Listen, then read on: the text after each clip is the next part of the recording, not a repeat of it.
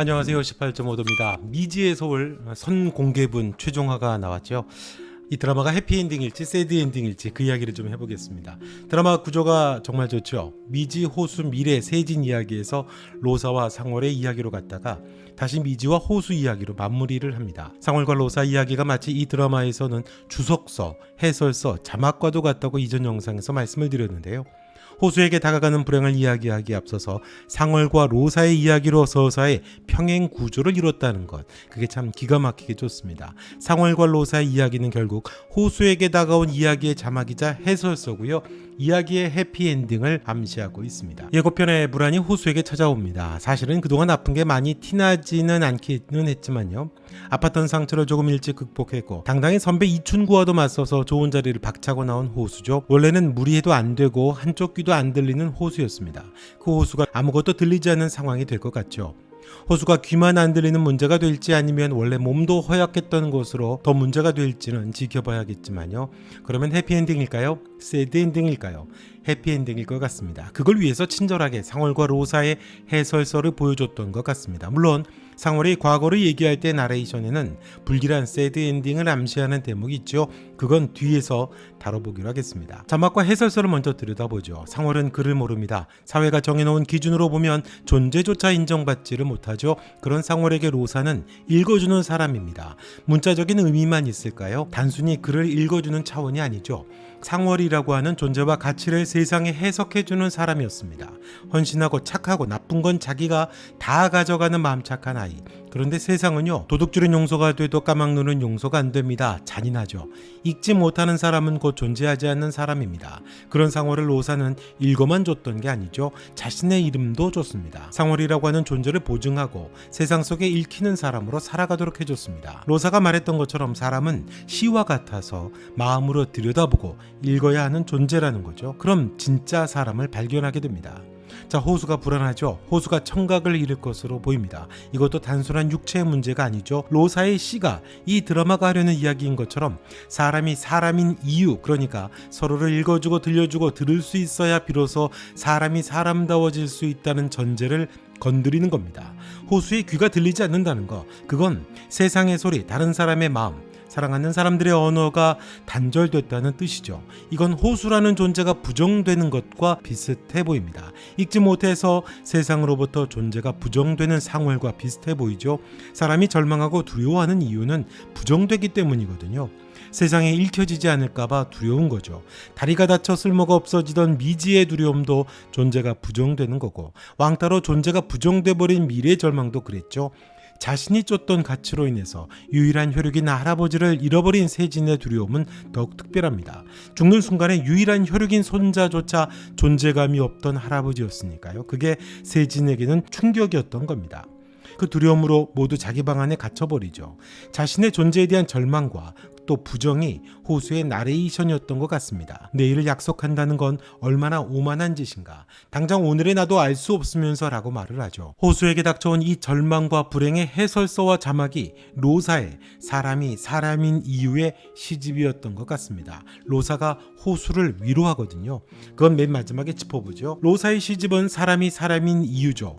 메시지는 명확합니다. 사람은 혼자 완성되지 않는다라는 겁니다. 누군가 읽어줄 때, 내가 누군가를 읽어줄 때 비로소 사람다워진다는 거죠. 사람이 사람인 이유죠. 상월과 로사, 미지와 미래, 호수와 미지 모두 같은 구조입니다. 오키와 분홍 여사가 울면서 서로를 안아주던 것도 마찬가지죠.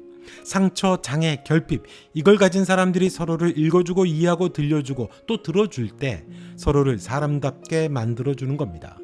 해피엔딩이라고 이야기했는데요. 돌아보면 상월은 오랫동안 자기 이름을 잃어버리고 살았죠. 로사의 이름으로 살았죠.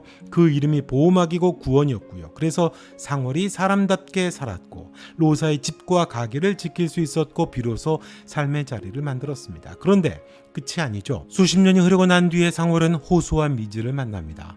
로사의 말처럼 사람을 시처럼 들여다보고 읽는 사람들을 만나는 거죠. 그 사람들이 한 일이 뭐죠? 숨겨졌던 진짜 유언장을 찾아주고 감춰졌던 상월의 존재를 꺼내줍니다. 당신이 현상월입니다. 당신은 김노사가 아닙니다. 그런데도 충분히 존중받고 사랑받을 사람입니다. 구원이 이루어진 거죠. 단순히 이름을 되찾은 게 아닙니다. 자기의 존재 정체성, 삶의 자리를 진짜로 회복한 겁니다. 그게 호수와 미지의 이야기와 정확하게 평행을 이루는 겁니다. 한쪽 귀가 들리지 않는 결핍, 미지를 만나 사랑하고 주고 결핍을 넘어 자신을 사람답게 만들어가고, 그건 미지도 마찬가지죠. 상월 때문에 로사가 완성됐던 것처럼 똑같습니다.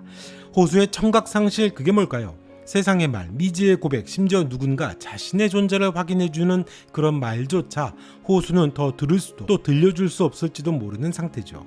들리지 않는 상태에서 사람이 사람을 어떻게 읽어줄까? 어떻게 사랑을 확인할까? 존재를 증명할까? 두렵죠.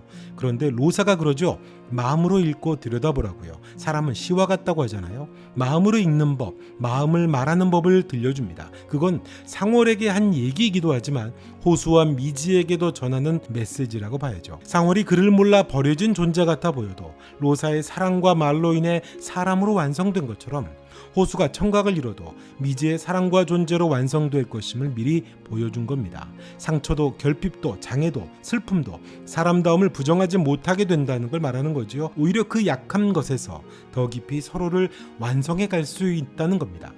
상월이 로사의 이름으로 살다가 로사를 닮은 미지와 호수를 만나면서 자기 이름을 되찾는 것, 그건 사람과 사람의 관계가 서로를 구원하는 구조라고 하는 이 드라마의 일관된 메시지를 완성해 주는 겁니다. 사람과의 관계, 구원은 특출나게 잘나고 부자고 높은 지위처럼 한쪽이 뛰어나서 주는 게 아니라는 거죠. 상처와 결핍 속에서도 서로가 서로를 읽어주고 알아주고 이름과 의미를 되찾아주는 관계에서만 진짜 구원이 사람에게 이루어진다는 겁니다. 그게 바로 시의 제목, 사람이 사람인 이유가 되는 거죠. 사람은 혼자 완성되는 게 아니라는 겁니다. 다른 사람이 나를 읽어주고 불러주고 알아줄 때 비로소 나는 내가 된다는 거죠. 그래서 해피엔딩이 되는 겁니다. 불안한 호수가 비로소 미지를 통해 구원되는 거거든요.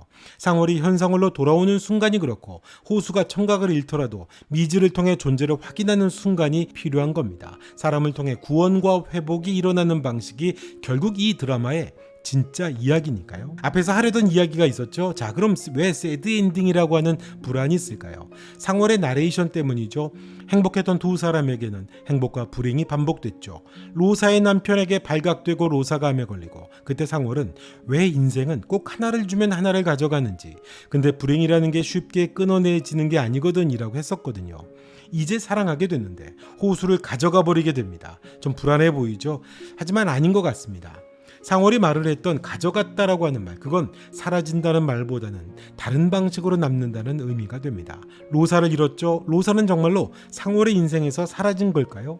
아니죠. 죽음으로 사라졌지만 로사는 이름을 남겼고 삶을 남겼고 존재를 남긴 겁니다. 그래서 김로사라는 이름이 끝까지 있었죠. 그녀의 이름 김로사로 상월이 살아가죠. 가게도 남기고 집도 남기고 무엇보다 읽어주는 관계가 남았죠. 상월의 말대로 인생이 무언가를 가져갔지만 다른 방식으로 남긴 게 있습니다. 상실과 결핍만 바라보면 비극이죠. 하지만 다른 형태의 사랑과 연결, 구원이 숨겨진 겁니다.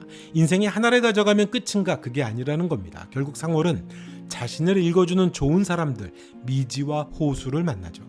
로사와 도망친 상월은 로사 남편에게 발각당해 불행하죠. 감옥을 나와 서울에서 다시 자리를 잡지만 로사의 암이라고 하는 슬픔이 닥칩니다. 근데 가만히 들여다보면 매번 불행이 왔을 때 두 사람은 더 넓은 삶의 가능성을 맞이합니다. 폭력에서 도망친 둘은 처음으로 가게를 얻고 독립하죠. 로사의 죽음 이후 상월은 단순히 가게가 아니라 어려운 학생을 돕고 영어도 돌보기까지 합니다. 진정한 자기 존재를 회복할 기회를 얻죠. 궁극적으로 로사를 닮은 호수와 미지를 또 만나게 되는 것 아닙니까? 단순히 숨기던 이름이 아니라 진짜 현상월로 살아가는 삶을 시작하게 됩니다. 인생이 가져가는 것 같은데 사실 그걸 계기로 인생은 더 깊은 사랑, 더 넓은 삶, 더 단단한 자아를 만드는 길이 열리게 된 겁니다. 호수가 죽을까요? 죽음은 아닐 겁니다. 죽음은 로사로 경험한 거니까요. 로사와 상월은 이미 상호 구원의 관계를 다 이뤘지만 미지와 호수는 아직 상호 구원이 아니거든요. 몸이 아프고 청각을 잃게 된다는 것, 그건 호수가 자신의 정체성까지 흔들리는 그런 고통이 되겠죠. 삶이 호수에게서 뺏어가는 거겠죠. 그 가져감을 통해서 더 깊은 사랑의 형태가 완성돼야 합니다. 청각을 잃어버리는 대신 더 섬세하게 마음으로 듣는 법을 배우고, 몸이 약해지는 대신에 서로 의지하는 법을 배우고, 상실을 통해서 진짜 사람이 사람인 이유를 서로가 알아가야죠. 결국 드라마는 인생이 가져간다는 것, 그걸 통해서 사람이 사람을 채워주고 버팀목이 되어주고, 그리고 관계가 깊어지고 사랑이 더 명확해지고 사람이 더 사람다워진다는 그 얘기, 해피엔딩의 그 가능성을 말하지 않을까 싶네요. 삶은 빼앗기만 하는 게 아니라는 거죠. 인생의 하나를 가져가면 그 빈자리에 무엇을 심는가, 그게 사람인 우리의 몫이라는 겁니다. 청각을 상실하는 호수가 안타깝죠. 내일을 약속한다는 건 얼마나 오만한 짓인가, 당장 오늘의 나도 알 수 없으면서라고 절망합니다. 그걸 죽은 로사가 미리 위로해 주는 겁니다. 상월이처럼 착한 사람 호수와 미지에게서요. 사람이 사람인 이유는 잘 들리든 안 들리든, 성공하든 못하든, 변호사든 백수든 그 어떤 거든 상관없이 사람이 사람으로 그 공간을 채울 때 비로소 살아갈 수 있고 사람다워진다라고 하는 위로를 해주고 있는 겁니다. 로사의 시집처럼 그게 바로 사람이 사람인 이유가 완성되는 거겠죠. 자, 이번 영상은 여기까지 하겠습니다. 영상 보시고 여러분의 생각도 댓글로 남겨주시고요. 또 영상 보시고 좋으시면 좋아요, 구독, 알림 설정도 부탁드리겠습니다. 미지의 서울 이제 막바지까지 왔네요. 18.5도 함께 하시죠. 고맙습니다.